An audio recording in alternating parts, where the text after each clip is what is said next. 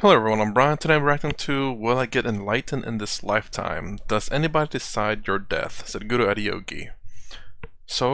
I don't know how this question is asked, because this is the Adiyogi channel. I don't think a student asked it. But does anyone decide your death? Someone can, I suppose. But mostly, no. So let's go ahead and get started anyway. So, as doctors, this is something that worries us or makes us wonder because we do see patients who seem to be at the receiving end of the wrong end of fate. How do you explain a patient going in a bus, sitting on the fifth seat in the center? Nobody in the front four seats get injured, nobody behind him, but he gets grievously injured. And he comes to the hospital, and some people get all the possible complications when they go through the treatment. There are others who are involved in major accidents, but something seems to be helping them to get better so fast. It looks like there is somebody one hand telling, "Thou shalt live," and to the other person, "You have a bad fate, it's time to go." Okay, for me, it's really weird to assume that something happens for a reason. I mean, generally speaking, you can say a lot of things happen for a reason, including that. But and what I mean by that is that, well, why did that bus got hit dead center and everyone else was fine, but you were severely injured? Well, because someone decided to drive and floor it, and then your bus driver decided to speed the way they sped through. Not like they're going over the speed limit or anything, but maybe they went 5 miles over the speed limit, or kilometers, or maybe 1 kilometer over the speed limit, or maybe in this one he was going 4 kilometers or miles per hour slower than the speed limit. Because of those decisions, everything adds up, and those are the reasons. But those are reasons that you can't control. But he makes it seem like as though someone was deciding those reasons, and it just ends up that way. It's really it's the way he's saying it makes it seem like there's an outside force making it happen. So if you believe in karma yoga, especially with reincarnation, and you're going to pay your karma, I think maybe that could be an explanation. I mean, I believe Swami Sarvarpyananda and Tadatmananda, and I think there's a few others that I think Lakhani as well. But in terms of Hinduism, karma is the biggest thing, where it explains why people suffer and explains why things happen to people. So this one incident is your karma coming to you. You're going to suffer because of the bad things you've done in the past. But I hate looking at it that way because of what Lakhani also has said, which is my same train of thought. That, when there's a rich person and they see poor people, it's like, oh, I'm not going to help them out because that's their karma. They're paying for their karma, so I'm not going to interfere with that. It's like, that's really kind of cold-hearted. So that's the reason why I don't like to kind of look at karma that way. And Lakhani doesn't like looking at it that way either, but he says that, it doesn't matter, you should still help out when you can. And I believe in that. And I think probably most people believe in that as well. There are some, of course, who says, oh, they're bad karma, so they should pay for their suffering. They should pay for their bad karma, so they're suffering this lifetime, even though they're children 6 years old. So you can look at it in the way of, that's your karma getting to you, or you can look at the way, there's a reason why it happened. It's because of all the decision being made of how events rolled up to just happen that way. Or if you believe in higher power, maybe that too. But yeah, I personally believe that there's a reason, but the reason it's not as some deity or some outside source. It's just what everyone decided to do that day, kind of how things lined up. The bad thing coming from a doctor. Yeah, but it is a fact. We won't tell anybody. Too late. See, what you call as physical dimension of life is a mechanical process. The very fact that you called it an accident, it means something unexpected happens. So, when two mechanical objects collide, What will break is nobody's guess, all right? Interesting, he says,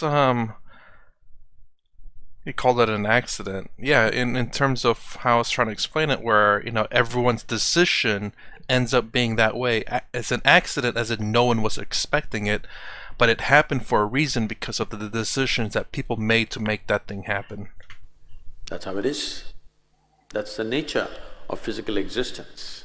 So we should not try to read any mystical dimensions into a simple mechanical situation. That's one aspect of it. But at the same time, as there is gravity, as there is weak and strong nuclear forces, as there are many physical forces which rule the mechanical aspects of life, there is a dimension. This word has become religious, so people will mistake this. Here in Tamil we call it Arul. It's called grace. This entire culture is based on this, that Indian people, wherever they see anybody, somebody says he is a sage, somebody says he is a saint, somebody says he is a yogi, wherever people want to receive blessings, they want to accumulate. Because they understand that either your mechanical parts can work without lubrication and wear out quickly, you know the joints. If there is no lubrication, any machine will wear out quickly. It doesn't matter how good it is. It doesn't matter how well designed it is, how great it is. If there is no lubrication, it'll wear out. So there is a dimension which… there are many words in Sanskrit, but in English generally it passes off as grace. So if you earned grace, if you have become receptive to grace, there is lubrication. Where there is lubrication, there is no friction. So even a collision may not cause much damage to that one. But we should not read this into everything, because mechanical objects, mechanical processes can happen in so many ways that need not be always seen as, some kind of spiritual or mystical stuff. But at the same time, those who are in grace will not get into that bus either. But it does not mean just because you have grace, you will not get injured, you will not die. Maybe it's a good thing for somebody to die today. I'm sorry, I'm saying such a thing. I'm saying for a whole lot of people, many things that they logically think are bad, if they examine it carefully in their life, it might have been the greatest blessing in their life. So, I must… Real quick. So I guess the way I took that's the fact that, maybe you not getting that job that you want so bad, and then coming to find out maybe the day that you would have normally worked, that building comes crumbling and everyone died in it. Kind of like that, I guess. It's a pretty terrible example, but I think that's a pretty straightforward example. Or maybe the job that you that you applied for, that you want, you didn't get, but then all of a sudden you run into someone and you end up creating a business that is even more successful, that you turned it into a job that you actually want. Kind of like that. I think that's how I interpreted that. tell you this story. Is okay? Oh yes, we love stories. This happened a few years ago. I like to go into vegetable markets. This is one of my fads.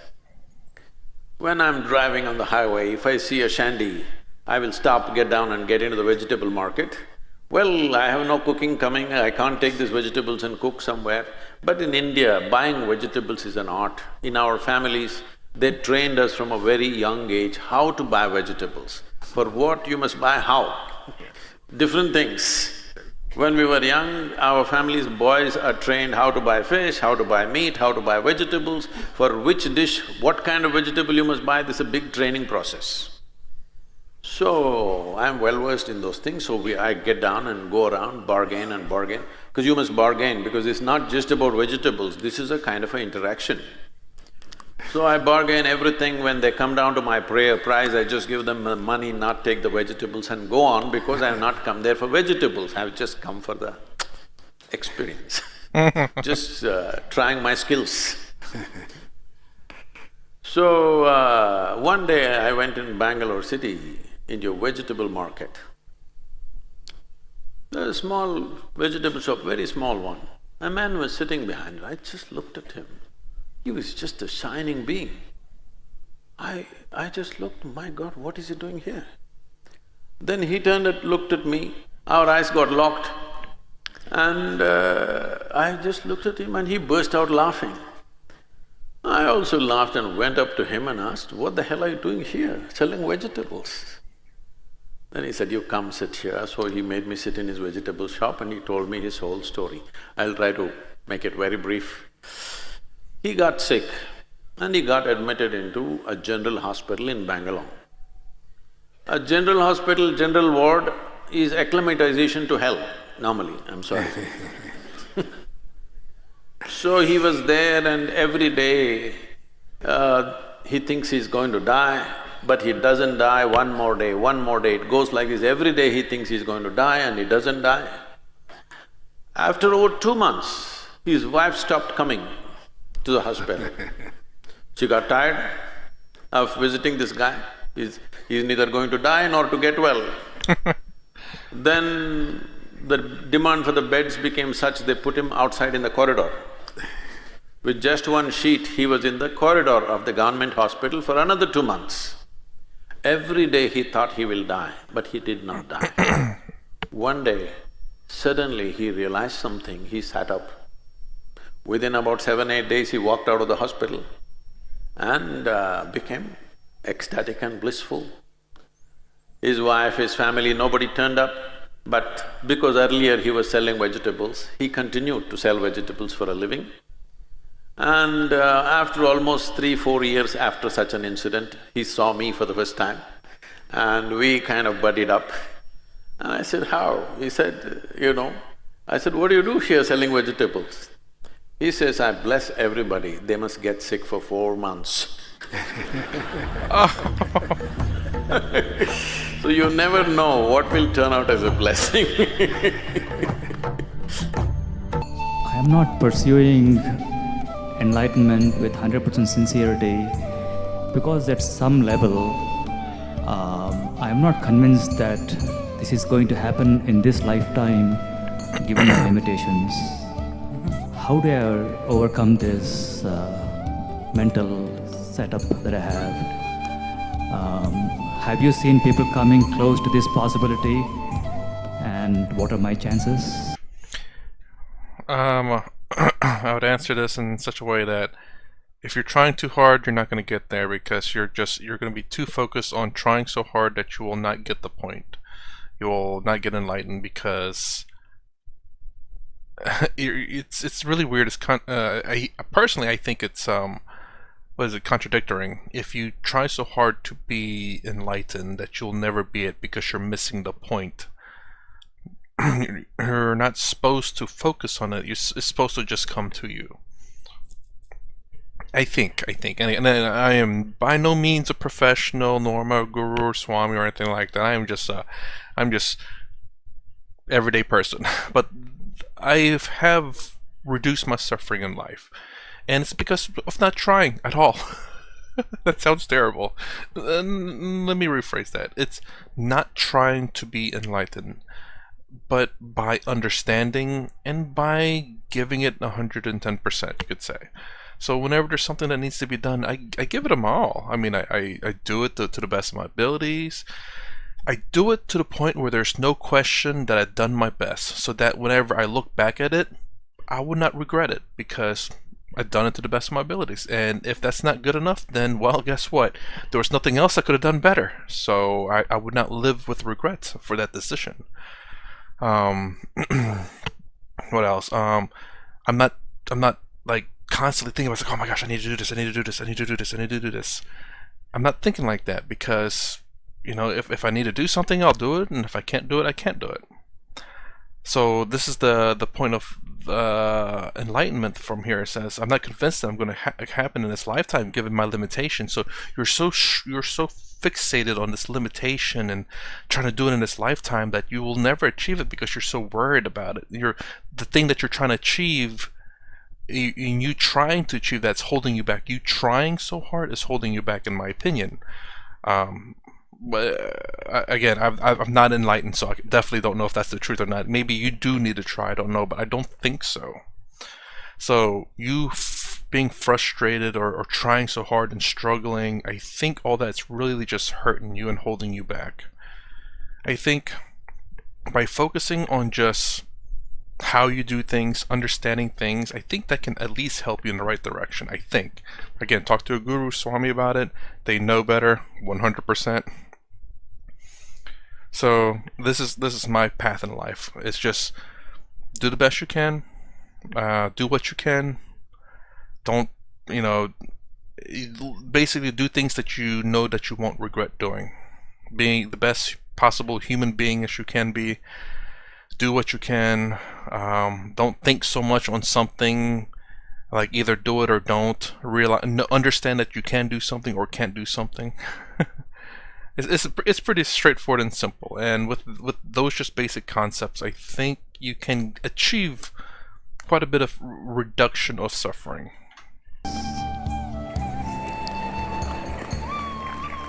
Don't pursue enlightenment. You cannot pursue enlightenment. How can you pursue something that you do not know? If you pursue something, you will pursue only what you know. What is the point pursuing something that you already know? What is the point in running after something that you already know? So if you have to step into something that you do not know, the only thing is just to keep walking. Keep a steady direction and keep walking. Maybe it's a wrong direction, it doesn't matter. Just keep walking. After all, planet is round. Yeah, we'll come back to the start. Inevitably, if you keep walking and keep straight walking, not round and round, if you just keep straight walking, you will inevitably get somewhere. Nobody can take it away from you. You know, if you have a dog at home, you would know this. If you just tickle him in the tail, he will go shh, chasing his own tail. Okay, a lot of people are doing that. Their own tail they're chasing. Even enlightenment is their own tail. Nobody told you there is such a thing. But definitely you can see from one person to another person, one person seems to be little better off simply the way they are, not because of their money, not because of their wealth, not because of their qualifications. Simply the way they sit and stand, somebody seems to be better off than somebody else. Yes or no? So, there is room and scope for improvement. Relentlessly improve.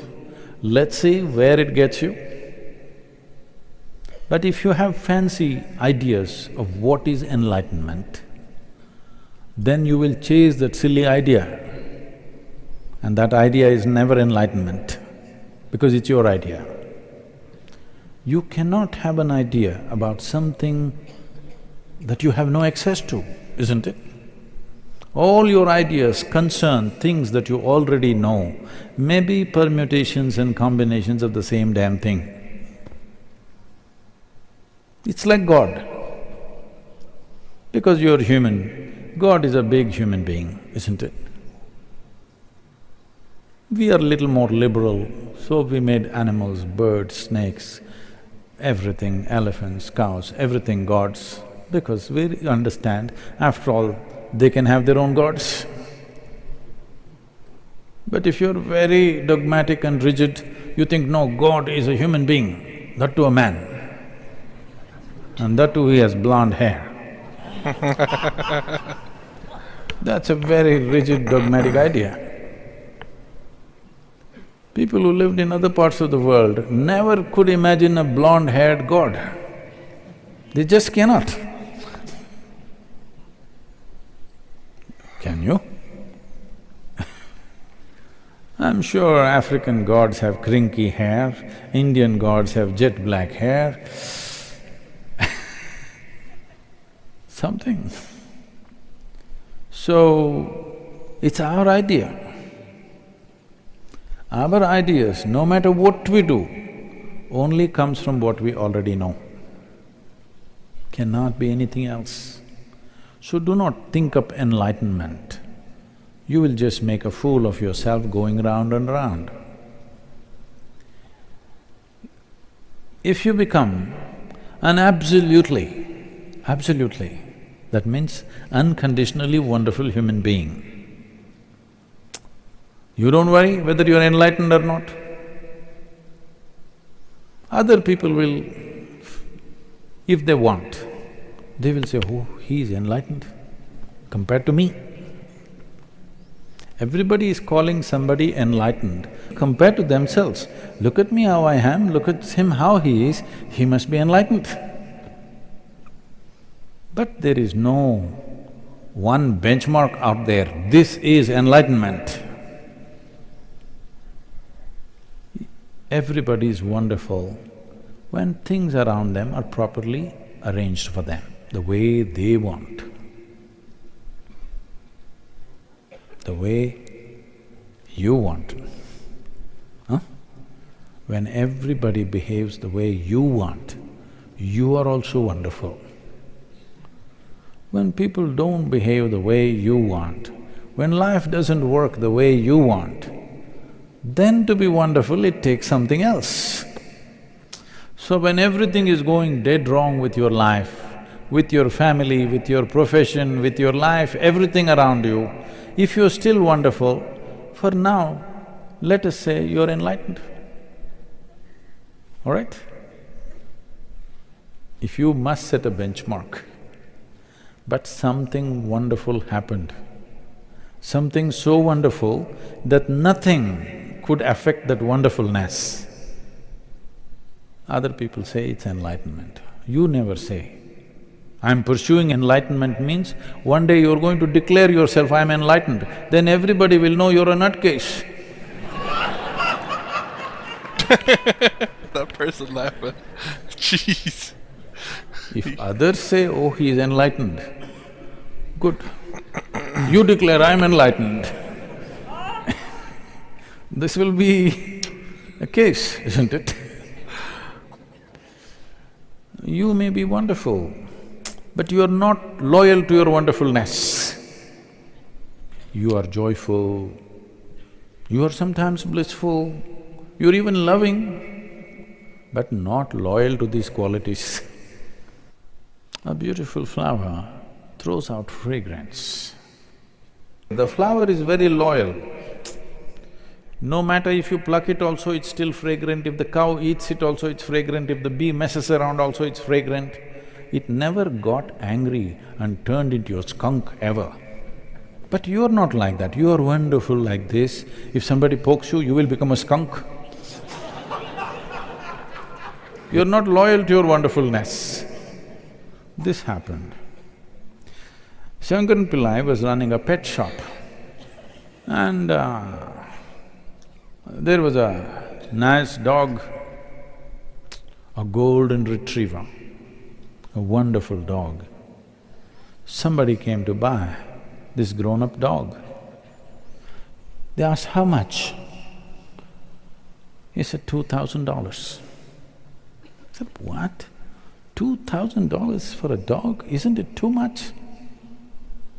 Shankaran Pillai said, just look at him. Isn't he wonderful?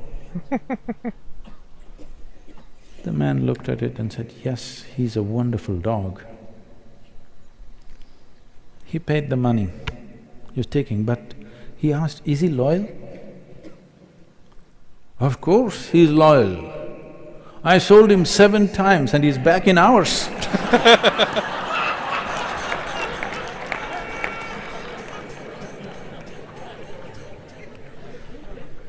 So are you loyal to your wonderfulness? This is all you have to do. Instead of pursuing enlightenment, just do this. Choose any one thing, I will leave it to you. Either joy or blissfulness or love or anger or hatred, you choose whatever you want. Just be loyal to one thing every moment of your life. How's that? You will become enlightened. The problem right now is of loyalty. You keep chasing your own tail. You keep running, of course, but you think you're going somewhere, you're not going anywhere. Especially if you're pursuing enlightenment, you definitely not going anywhere. Just stay loyal to one quality that you choose. I won't even tell you be loving, be joyful, be blissful, no. If you like anger, if you like hatred, if you like jealousy, but every moment you must be like that. That's all. Your job is done. Really, that's all it takes. No matter what is happening, whatever may be happening, you just be loyal to one quality. That's actually a very interesting quote, because yeah, I always try to be joyful. Always try. I mean, I don't have to try too hard, just because, you know, again, with how I choose to live my life, where I do the best I can, you know, so I don't have any regrets. So if I make a mistake, well, I did the best I can. I don't regret it. And, you know, it sucks, but, you know, I'm joyful. I don't let people get to me, so I kind of feel sorry if they try. I find it kind of funny if they do, so joyfulness just always happens. Again, I'm not perfect, so it's not all the time it happens, but it's majority of the time. I couldn't give you a percentage. Mostly, I guess 90% maybe. I don't know. It's pretty high up there in terms of how at least effective the way I do things is to me, and how much it's produce suffering. But yeah, so so to be joyful, but you have to be joyful all the time. Of course, if they're gonna pick they're gonna pick something that's really good, joyful, blissed. Who wants to be angry all the time or sad? Nischala tattvam jivan mukti. If you're unwavering, that is all. Right now the problem is it's going all over the place. Every moment your loyalty is changing, isn't it? When you sit here, yes, Sadhguru.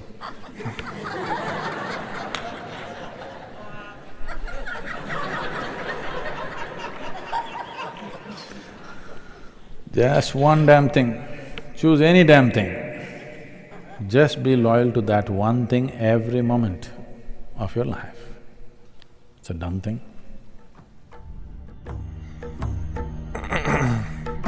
Okay, dude. Whoever has that laughing at the end there, or towards the end of the video, my gosh, dude, that's some crazy laugh. So, will I get enlightened in this lifetime? If you're so worried about this, goes back to also what Acharya Prashant had as a question.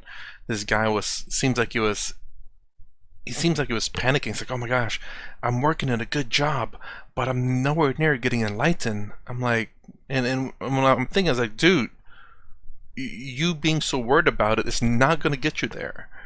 You have a good job, keep it, and and try to. I don't know how to, I'm not a guru, so I don't know how to say things, but it's really weird too for me to say things. But it's like, dude, just enjoy life. That's the only thing I could really give the advice to the guys. Like, enjoy life. You have a great job.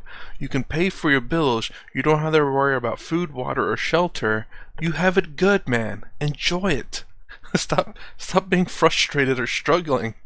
You know. Yeah, if you have a good job, you can focus on your job. Then when you get home, focus on enlightenment. You know, focus on yourself. And maybe eventually, you know, do what Dandapani says, where you can meditate through the job. You know, that'd be great if you can. You can be meditative through the job, so you're not getting frustrated at your job. You know, imagine going through a job, just cruising through it, no troubles, no frustrations, just doing your job. And when you get home, you get to focus on your inner engineering, you could say. But this guy's like, I want to quit my job. I need to focus on this. I need to get enlightened, or I need to do this or that. It's like, dude, you know, panicking about it's not going to get you there. So I guess that's the biggest thing. So just to, when you can do it, don't panic. Don't be frustrated about it. Don't go crazy or upset or mad, because those are not going to get you to enlightenment. Anyways, that's my reaction to Will Get Enlightened this lifetime. If you like my content, please consider subscribing, thumbs up, thumbs down, down below. Thanks for watching. I'll see you in the next vid.